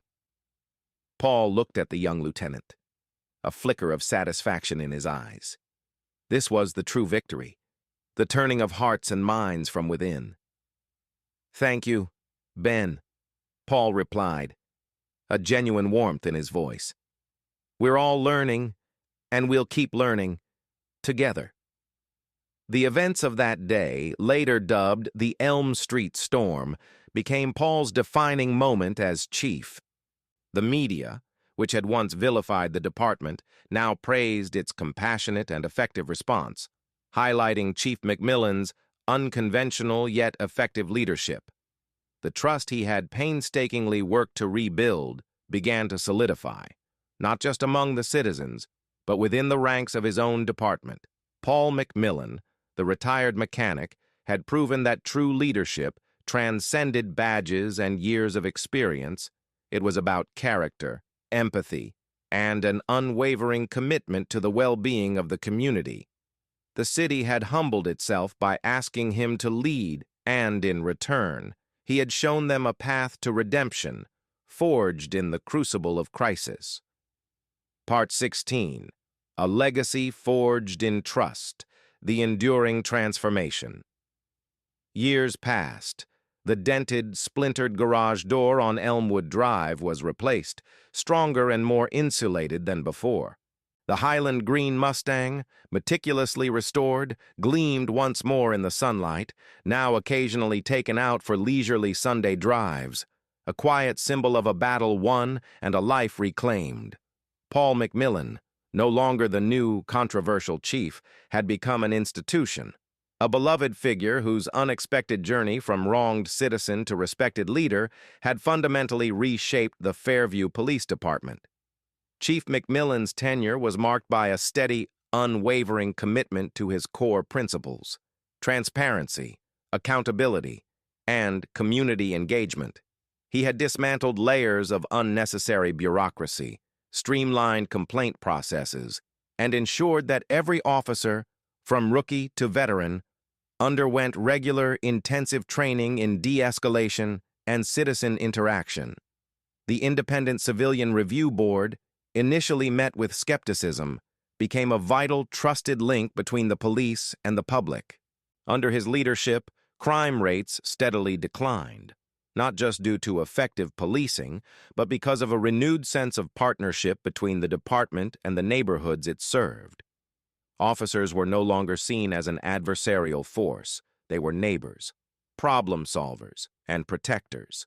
Programs initiated by Chief McMillan, such as Coffee with a Cop and youth mentorship programs, had flourished, weaving the police force deeply into the fabric of the community. Lieutenant Ben Carter, once a skeptic, had risen through the ranks, becoming deputy chief, a staunch advocate for McMillan's reforms and a testament to the transformative power of genuine leadership. Captain Eva Morales, with her sharp analytical mind, remained a pillar of the executive staff, ensuring operational efficiency aligned with Paul's human-centered philosophy. Deputy Chief Thompson, who initially embodied the old guard, quietly retired, acknowledging in his farewell speech that McMillan had indeed brought about a necessary and profound change. As he approached his own retirement, Paul often found himself in the quiet solitude of his refurbished garage, running a hand over the cool, polished metal of his Mustang. The scent of oil and gasoline, once a source of comfort, now carried the faint echoes of a different, more profound legacy. He looked back at the incident that had thrust him into the public eye: the suspicious activity call, the overzealous Officer Vance, the negative VIN that was actually a decades-old clerical error. If only Brenda Peterson had paused to speak directly to him. Perhaps the misunderstanding could have been diffused before it ever reached dispatch. If only Officer Vance, young and eager, had been trained to prioritize critical thinking and de-escalation over rigid adherence to protocol and a presumption of guilt. He might have inquired further, awaited the title, or even just listened to his own partner's hesitation. If only the police department had possessed a robust system for verifying archaic data or a culture that valued citizen explanation over immediate enforcement. The situation might never have escalated beyond a polite conversation. But these hypotheticals, Paul knew, were merely reflections on what could have been.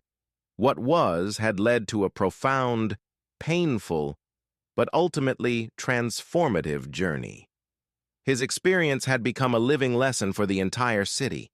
He had shown that humility, empathy, and a commitment to justice were not weaknesses in law enforcement, but its greatest strengths. He had proven that true authority came not from the barrel of a gun or the weight of a badge, but from the trust and respect of the community.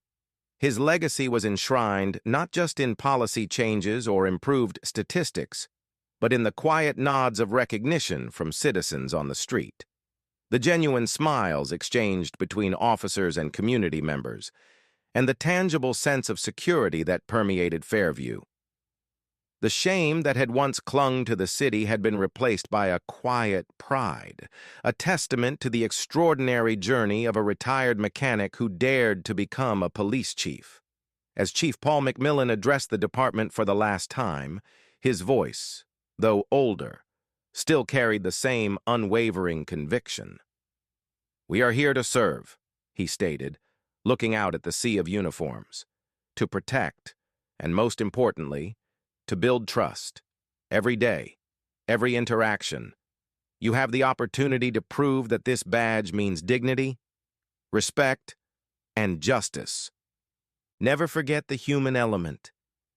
Never forget that behind every call, every face, there is a person, just like you, deserving of understanding. That is the true measure of our success." He stepped down, not with a flourish, but with the quiet satisfaction of a craftsman who had meticulously repaired a broken machine, leaving it running smoother and more reliably than ever before. His journey had redefined law enforcement, reminding everyone that sometimes the most effective leader is the one who has felt the system's sting and emerges not bitter, but determined to mend it. The West, indeed, remembered. This story of Paul McMillan highlights the critical importance of human judgment and empathy in systems of authority. It's a reminder that unchecked power, even with good intentions, can lead to profound injustice, and that true leadership often emerges from the most unexpected places. What aspects of Chief McMillan's leadership do you think were most impactful in transforming the Fairview Police Department? How might different training protocols for officers help prevent similar incidents of overreach in other communities? Share your thoughts below and support our channel.